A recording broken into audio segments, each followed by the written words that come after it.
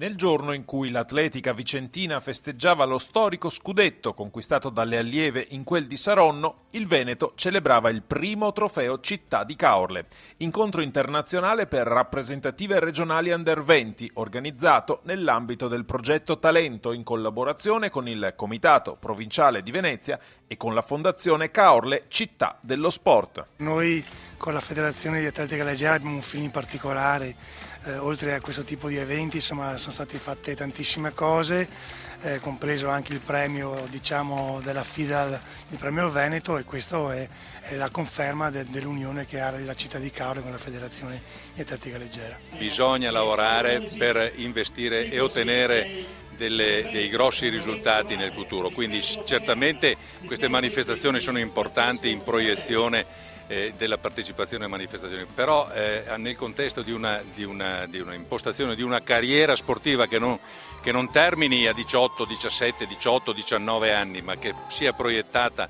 molto più avanti, queste iniziative queste attività, questo progetto è assolutamente fondamentale. 18 le gare in programma, 9 maschili e 9 femminili. A contendersi il trofeo 3 rappresentative, il Veneto appunto, la Lombardia e i francesi del Rhône-Alpes. Alla fine a spuntarla nella classifica combinata sono proprio i transalpini che vincono sulla Lombardia di appena un punto. Allo stadio Chiggiato, grande prestazione per la sprinter Jennifer Gallet, vincitrice dei 100 con il tempo di 11,63, favorito però da un vento oltre il limite. E sono proprio le ragazze capeggiate dalla triplista Magan Beaufour ad aver trascinato i francesi alla vittoria. Tra i maschi invece meglio la Lombardia, guidata dal quattrocentista Paolo Danesini, che con 47,93 ottiene il miglior risultato tecnico maschile di giornata. Veramente una bella manifestazione, soprattutto perché fa incontrare ragazzi di varie tipologie, soprattutto i francesi, e avere l'idea proprio del valore tecnico che si ha. Dal punto di vista della squadra maschile devo dire che sono stati ineccepibili, cioè dei risultati veramente ottimi, anzi al di sopra delle aspettative. Per quanto riguarda le femmine sapevamo già che avevamo qualche buco perché all'ultimo momento qualcuno ha rinunciato, però devo dire che sicuramente per loro è stata un'esperienza veramente molto positiva e poi molto bella perché è di squadra e bella perché comunque è un contesto diverso da quello solito. È un'età per gli atleti che è sempre difficile per far venire regolarmente all'allenamento e stiamo sempre a cercare gare internazionali per avere un po' di interesse, un po' più di interesse che l'abitudine dei campionati francesi, per dare un po' di qualità nelle gare. Je suis plutôt déçue parce que c'est vrai que je suis très loin de mon record et j'espérais faire les minima pour les championnats d'Europe qui se déroulent au mois de juillet, mais j'ai échoué donc ouais, je suis plutôt déçue, mais sinon c'est vrai que c'est un très beau stade ici à Cahors et les conditions étaient vraiment optimales et c'est pour ça que je suis vachement déçue. Il Veneto, terzo, ha comunque sorriso per le 5 vittorie individuali. Il bassanese Giuseppe Castellan si è migliorato nel giavellotto sino a 59,74. La veneziana Francesca Stevanato non ha avuto rivali nel peso. Il trevigiano Stefano Ghenda ha festeggiato nei 1.500, così come la padovana Laura Dalla Montà negli 800 e la veronese Greta Chemello nell'asta. Bene pure l'allievo Riccardo Pagan, terzo nel lungo con 7,12 al cospetto di avversari che avevano anche 2 anni più di lui. Ottimo anche il secondo posto della Uper nei 100 metri con il tempo di 11,65. Bisogna considerare che insomma non era proprio interpretata benissimo la gara, perché tipo la partenza non era proprio efficace.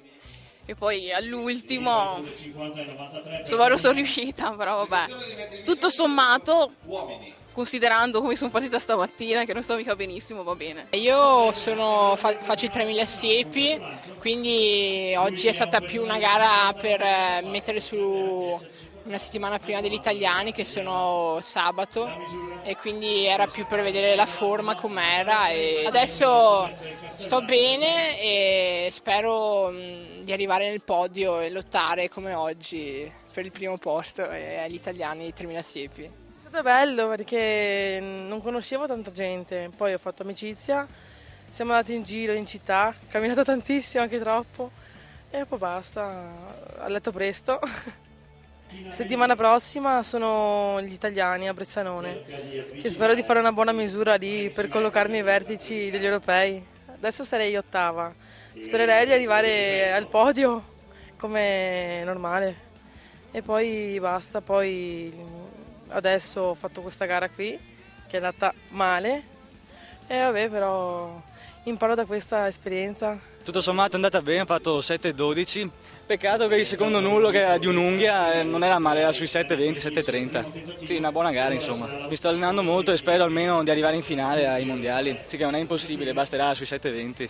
Considerando l'assenza di qualche elemento di spicco, giustificata dalla vicinanza con i campionati di categoria in programma a Bressanone dal 17 al 19 giugno, per il Veneto la giornata si chiude con un bilancio più che positivo. E l'impegno congiunto del Comitato regionale dell'amministrazione comunale trasformerà il trofeo Città di Caorle in un appuntamento fisso. L'obiettivo già dal 2012 è di raddoppiare il numero delle rappresentative, mantenendo vivo il carattere dell'internazionalità dell'evento. Già dal prossimo anno e poi in futuro, con questa iniziativa, questo progetto che sicuramente faremo di tutto per inserire in un contesto nazionale, darà delle chance ulteriori ai nostri giovani della categoria juniores che magari non essendo più nel giro della nazionale sono un po' dimenticati, e invece in quell'ambito ci sono ancora molti atleti che potrebbero e raggiungeranno sicuramente assicurati dei grossi risultati nel futuro. Questa manifestazione, fra l'altro fatta con gli junior, serviva